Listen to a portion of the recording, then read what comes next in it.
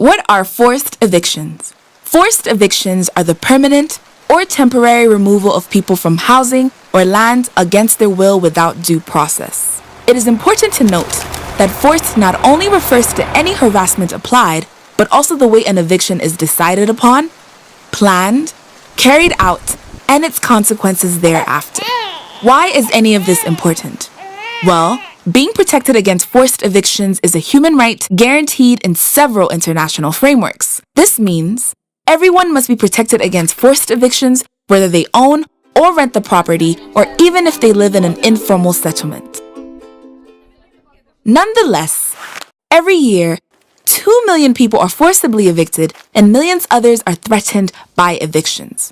This leads to several other human rights being violated, including the right to adequate housing, food, health, education, work, security, and freedom of movement. So what causes evictions anyway?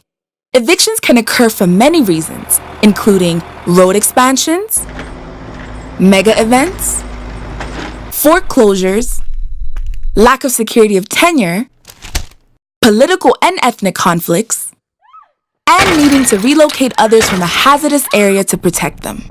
While in some of these cases an eviction might be necessary, it is not justified if it does not meet the requirements prescribed by international standards. That's when it becomes a forced eviction. So what are these standards?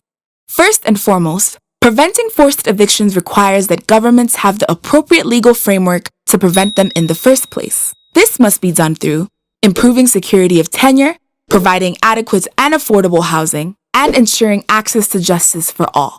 Secondly, before an eviction takes place, it must be decided if it's necessary. This means those who may be evicted must be consulted, alternative solutions must be considered, and an impact assessment must be carried out to evaluate the costs, risks, and impacts of the eviction.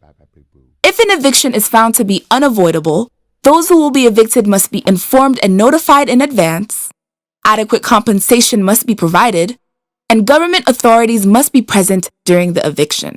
Once the eviction has taken place, basic services such as clean drinking water, sanitation, essential medical services, and livelihood sources must be available at the relocation site.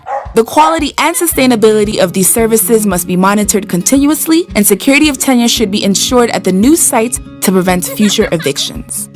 We all have the right to adequate housing and the right to be safe and secure where we live. Therefore, preventing and protecting everyone against forced evictions is a key step toward making sure these rights are fulfilled.